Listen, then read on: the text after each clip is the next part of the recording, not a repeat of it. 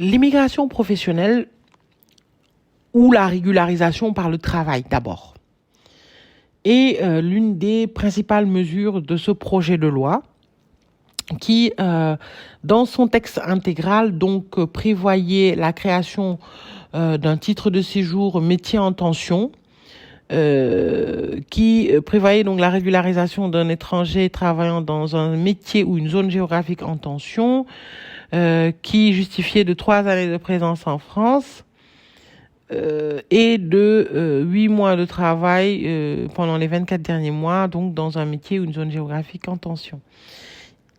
Donc l'article 3, en tout cas le projet de réforme prévoyait également la création d'une nouvelle carte de séjour talent professionnel médical de la pharmacie, qui est une très bonne chose, et du fait que les demandeurs d'asile originaires de pays à risque pourraient travailler immédiatement, donc bénéficier d'une autorisation de travail dès leur arrivée en France.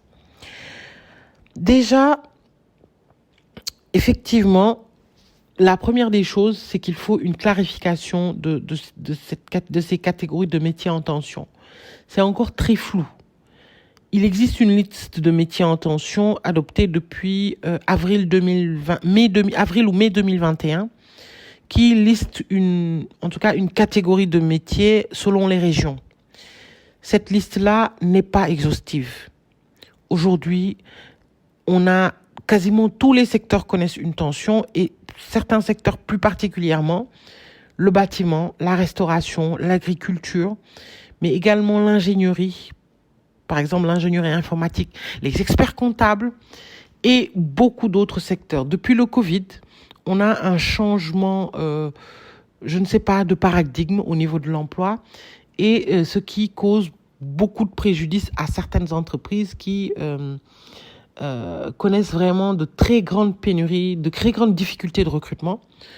Donc la première des choses à faire, selon moi, par le gouvernement, c'est de pouvoir établir une liste, mais sans doute que c'est en train d'être fait, ou si ce n'est déjà fait, en tout cas, ce n'a pas encore été publié, d'établir une liste réelle, c'est-à-dire une liste qui correspond à la réalité. Par exemple, aide ménagère, assistante de vie et bien d'autres métiers.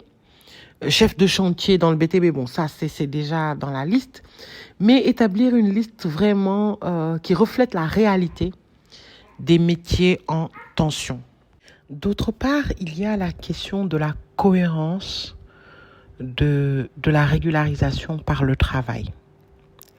Aujourd'hui, en l'état actuel de la législation, les préfectures appliquent finalement une législation très floue, on va dire, qui correspond à la réglementation de la circulaire Valls, qui indique qu'un étranger présent en France depuis 5 ans sur le territoire et qui travaille depuis au moins qui justifie de 8 mois de travail sur les 24 derniers mois ou présent en France depuis 3 ans et qui justifie de 24 bulletins de salaire peut être régularisé à condition d'avoir un employeur qui l'accompagne dans la démarche.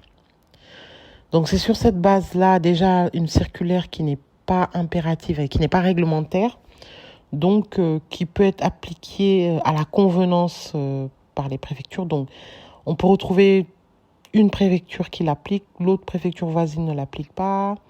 Enfin, c'est très compliqué déjà dans l'application de cette circulaire, mais qui est retenue actuellement comme référence en matière de régularisation par le travail. Mais dans cette législation-là, en tout cas, qui est reprise d'ailleurs par la réforme sur l'immigration, à l'article 3, donc métier en tension, l'étranger qui doit justifier de 3 années de présence et de 8 mois de travail dans un secteur en tension. La question que tout le monde se pose, et quand moi, avocate, que les clients me posent, que les employeurs me posent, c'est comment justifier de travail de bulletin de salaire quand on n'a pas de titre de séjour. Donc, la grande erreur de cette réforme, de ce projet de loi, c'est de reprendre finalement cette incohérence d'exiger des bulletins de salaire de la part d'un étranger qui n'a pas de titre de séjour. Ce qui se fait, finalement, l'attitude causée par cette incohérence législative, c'est les faux documents. Tout simplement les faux documents. Les étrangers connaissant l'état de la législation n'hésitent pas à avoir recours finalement pour des raisons de survie uniquement. Recours à la fabrication de faux titres de séjour italiens, faux titres de séjour espagnols pour pouvoir travailler, justifier de ces bulletins de salaire et être régularisé. Le pire, c'est que en préfecture et en guichet, je pense que les préfectures le savent très très très bien qu'on ne peut pas exiger de bulletin de salaire de la part d'un étranger qui n'a pas de titre de séjour et que probablement 80% des étrangers utilisent de faux documents.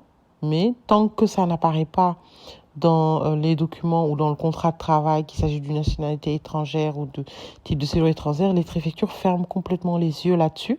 Donc ce que je trouve est assez incohérent et assez grave quand même pour une administration.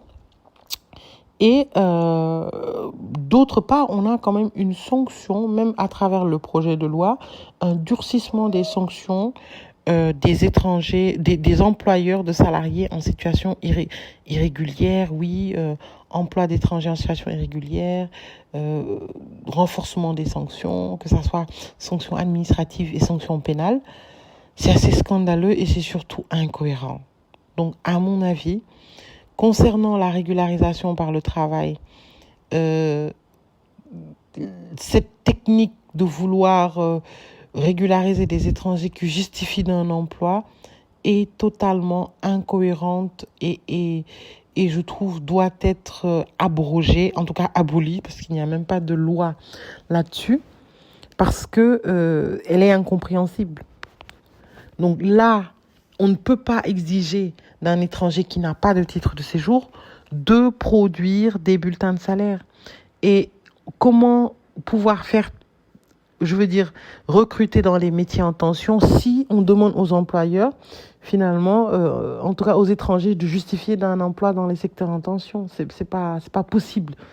Je me suis vraiment demandé, est-ce que les sénateurs, est-ce que les membres du gouvernement, les députés qui ont participé à l'élaboration de ce projet de loi-là se sont posé toutes ces questions, à savoir est-ce que c'est cohérent. On ne peut pas obliger d'une part, requérir d'une part des bulletins de salaire pour un étranger qui est en situation irrégulière et d'autre part sanctionner des employeurs qui ont recours à ces emplois-là. C'est pas possible. Donc, ce qu'il faudrait dans ce cas-là, c'est ouvrir certes une régularisation dans les métiers en tension, requérir une expérimentation légale ou une qualification professionnelle, donc soit diplôme, soit travail, que ça soit dans un autre pays de l'Union européenne ou même dans le pays d'origine, avoir les diplômes, bien sûr requérir la présence en France, mais ne pas obliger finalement les étrangers à présenter des bulletins de papier et donc à recourir à un travail illégal. Ce n'est tout simplement pas logique. Ça fait partie des plus grandes mesures à adopter, finalement, des solutions à trouver par le gouvernement, plutôt que de se chamailler sur des questions de si oui, il y aura une période d'expérimentation, si ça va être... Enfin, voilà, je pense que ça fait partie des solutions à adopter. D'autre part, pour toujours l'immigration professionnelle, il doit y avoir une réforme de l'OFII. Une réforme de l'OFII, une réforme, par exemple, du travail saisonnier. Ça, c'est assez important.